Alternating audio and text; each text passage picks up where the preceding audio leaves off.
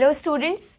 So here is the first session of Bullseye NEET 2021. जैसा कि आप लोगों को पता है we have started a new series for you जिसमें हम लोग डेली 2 क्वेश्चंस डिस्कस करेंगे which will be helpful for you to improve your rank in your NEET exam. ठीक है, तो आज के सेशन में जियोलॉजी के हमारे जो क्वेश्चंस हैं that I have selected from the topic biotechnology which is a very interesting topic. तो उसके क्वेश्चंस हम देख लेते हैं. Here is the first question. ये क्वेश्चंस कंपटीशन चैनल जो है हमारा उस पर पोस्टेड भी थे. आप लोगों ने कल इसके इन क्वेश्चंस को देखा होगा. आई थिंक आप सबने ट्राई भी किया होगा इन्हें सॉल्व करने का. तो इनका सोल्यूशन हम आज डिस्कस कर लेते हैं. देखिए, फर्स्ट क्वेश्चन था what is the criteria for DNA fragments.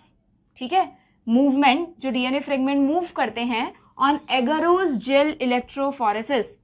आप सभी ने पढ़ रखा है कि जेल इलेक्ट्रोफोरेसिस जब आरडीएनए टेक्नोलॉजी में एक टेक्निक यूज़ की जाती है which is called gel electrophoresis. वहाँ पर एगारोज जेल को यूज़ किया जाता है फॉर इट सीविंग इफेक्ट, है ना, क्योंकि इसमें पोरोसिटी होती है और उन पोरोसिटीज़ में से होते हुए जो डीएनए के छोटे छोटे फ्रेगमेंट्स हैं वो मूव करते हुए आगे बढ़ते हैं. ठीक है, तो जब वो मूव कर रहे हैं डीएनए के फ्रेगमेंट्स तो उनके लिए आपको करेक्ट ऑप्शन चूज करना था या what is the criteria.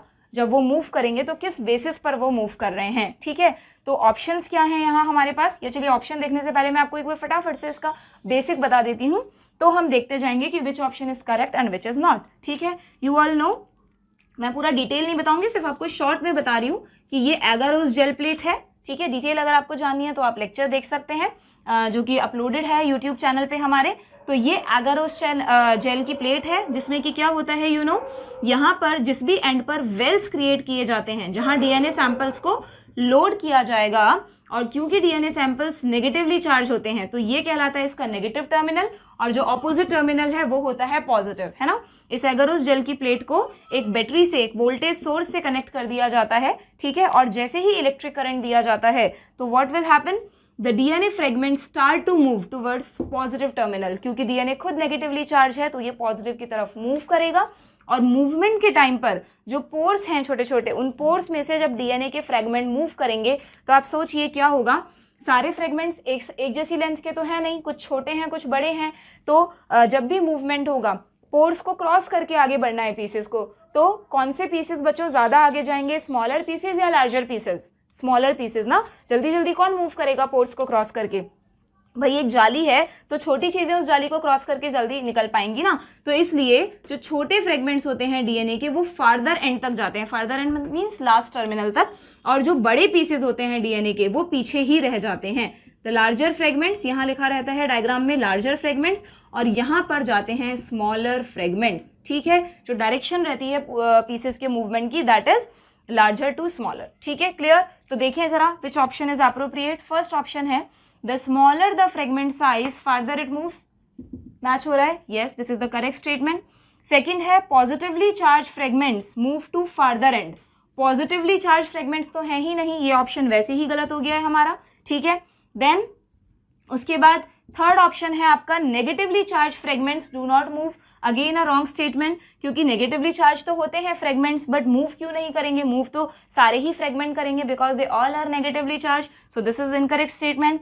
And last is the larger the fragment size farther it moves. NEET में आप इन्हीं दोनों में कंफ्यूज होंगे सबसे ज्यादा बच्चों कि लार्जर फ्रेगमेंट दूर तक जाएगा या स्मॉलर. तो सिंपली आपको ध्यान रखना है कि क्योंकि यहाँ पर एक जाल है, जाल में छोटे छोटे छेद हैं और जो भी छोटी चीज होगी वो उस छेद में से जल्दी क्रॉस करेगी. So the smaller the fragment size farther it moves. तो यहाँ पे ये गलत हो गया है बिकॉज यहाँ लार्जर फ्रेगमेंट्स को फार्दर एंड पे दिखाया है. Okay, so you got your correct option. This is a okay. अब हम सेकेंड क्वेश्चन पर आते हैं.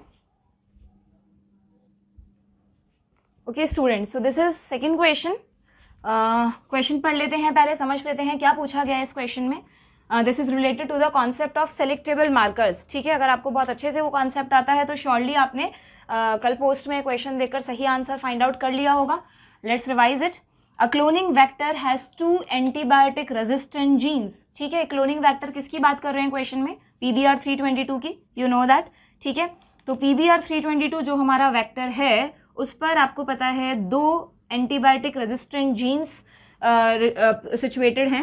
One is ampicillin resistant, okay, and another is tetracycline resistant gene. ठीक है, आप पढ़ चुके हैं PBr322 का structure. Okay, now a foreign DNA was inserted into the tetracycline gene. जब भी कभी बच्चों सेलेक्टेबल मार्कर से रिलेटेड क्वेश्चन आएगा तो क्वेश्चन में जिस वर्ड पे आपको ध्यान देना है दैट इज कि जो फॉरेन जीन है उसे कहाँ इंसर्ट किया गया है। ये चीज अगर आपने ध्यान से नहीं देखी तो आपका कॉन्सेप्ट गलत हो जाएगा, ठीक है। तो फॉरेन जीन को टेट्रासाइक्लिन रेजिस्टेंट जीन पर इंसर्ट किया गया है। Then the question is non recombinants would survive on the medium containing. जो नॉन रिकॉम्बिनेंट्स है, नॉन रिकॉम्बिनेंट कौन होता है? जिनमें फॉरेन जीन इंसर्ट नहीं होता है, तो वो किस मीडियम पे सर्वाइव करेंगे? दोनों ही केसेस हम देख लेते हैं। ये ओरिजिनल वेक्टर है PBR 322, ओरिजिनल वेक्टर मतलब जिसमें फॉरेन जीन नहीं है। फॉरेन जीन नहीं है तो क्या मैं इसको बच्चों नॉन रिकॉम्बिनेंट प्लाज्मिड कह सकती हूँ? बिल्कुल, ये कॉन्सेप्ट सबको क्लियर है। अच्छा, अब अगर ये नॉन रिकॉम्बिनेंट प्लाज्मिड है, क्यों नॉन रिकॉम्बिनेंट? क्योंकि इसमें फॉरेन जीन नहीं है। This is the without foreign gene, without alien gene, without gene of interest, ठीक है।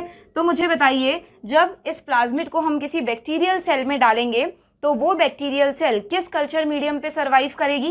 क्या इसमें एम्पिसिलिन रेजिस्टेंस की प्रॉपर्टी है? बिल्कुल है। क्या इसके पास टेट्रासाइक्लिन रेजिस्टेंस की प्रॉपर्टी है? बिल्कुल है। तो जब हम इसको बैक्टीरियल सेल में डालेंगे और चेक करेंगे कल्चर मीडियम पे, तो क्योंकि इसके पास एम्पिसिलिन रेजिस्टेंस है तो it will survive on ampicillin as well as it will also survive on tetracycline, yes or no? Resistance और एंटीबायोटिक में फर्क समझते हैं ना आप? ये एंटीबायोटिक हम डाल रहे हैं और अगर एंटीबायोटिक के लिए रेजिस्टेंस इसके पास है तो ये उस एंटीबायोटिक में सर्वाइव कर जाएगा बैक्टीरिया जिसके पास इस तरह का प्लाज्मिड है, ठीक है, क्लियर। नाउ अगर सेकेंड केस देखिए, अगर इस PBR 322 में जिसके पास 2 रेजिस्टेंट जीन्स हैं, इसमें अगर फॉरेन जीन इंसर्ट हो जाता है टेट्रासाइक्लिन की सीक्वेंस पर, तो यहाँ कट लगा होगा और फिर यहाँ फॉरेन जीन इंसर्ट हुआ होगा। तो क्या ऐसा करने से पहले तो मुझे बताइए, इसको हम रिकॉम्बिनेंट DNA कह सकते हैं? बिल्कुल, it is called a recombinant plasmid, क्योंकि इसमें हमारा फॉरेन जीन इंसर्ट हो गया है ना। It is with foreign gene, yes और नो।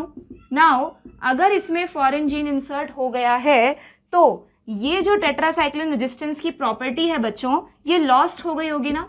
ये जो ओरिजिनल जीन है, इस जीन की जो सीक्वेंस होनी चाहिए तो इसको डिस्टर्ब कर दिया हमने, है ना। और अगर ये सीक्वेंस ही डिस्टर्ब हो गई तो इसकी प्रॉपर्टीज भी चली गई, जिसको आप कहते हैं इंसर्शनल इनएक्टिवेशन। तो इस पर्टिकुलर जीन का क्या हो गया बच्चों? यहाँ पर इसका हो गया है इंसर्शनल इनएक्टिवेशन, यस और नो। अगर इसका इंसर्शनल इनएक्टिवेशन हुआ तो मुझे बताइए कौन सा एंटीबायोटिक रेजिस्टेंस लॉस्ट हुआ? ये कि ये जिसका जो जीन इनएक्टिव हुआ है उसी का तो रेजिस्टेंस लॉस होगा। तो अगर इंसर्शनल एक्टिवेशन हुआ तो tetracycline resistance will be lost. Tetracycline resistance is lost और नॉट? टेट्रासाइक्लिन रेजिस्टेंस चला गया तो क्या ये कॉलोनीज टेट्रासाइक्लिन के मीडियम पे सर्वाइव कर पाएंगी? अगर मैं कल्चर मीडियम में टेट्रासाइक्लिन डालती हूं तो क्या ये सर्वाइव कर पाएंगी? नहीं, क्योंकि इनका टेट्रासाइक्लिन रेजिस्टेंस लॉस्ट हो चुका है। तो they would not survive on tetracycline, yes और नो। टेट्रासाइक्लिन पे सर्वाइवल पॉसिबल नहीं है ना अब इनका। हाँ, लेकिन एम्पिसिलिन पे ये अभी भी सर्वाइव करेंगी, ठीक है। अब हम हमारा क्वेश्चन देख लेते हैं कि क्वेश्चन में हमसे पूछा है नॉन रिकॉम्बिनेंट्स। ये ध्यान रखिएगा, क्वेश्चन रिकॉम्बिनेंट्स के लिए भी आ सकता है। तो जो नॉन रिकॉम्बिनेंट्स हैं simply they would survive on both, they would survive on ampicillin as well as tetracycline. So C is the correct option, ठीक है, क्योंकि बाकी सारे ऑप्शंस में इनमें इधर मीडिया दिया है और यहाँ पे कहा है दोनों ही मीडियम पे सर्वाइव नहीं कर पाएंगी। वो कौन से बैक्टीरिया होते हैं जो बच्चों दोनों ही मीडियम पे सर्वाइव नहीं कर पाते?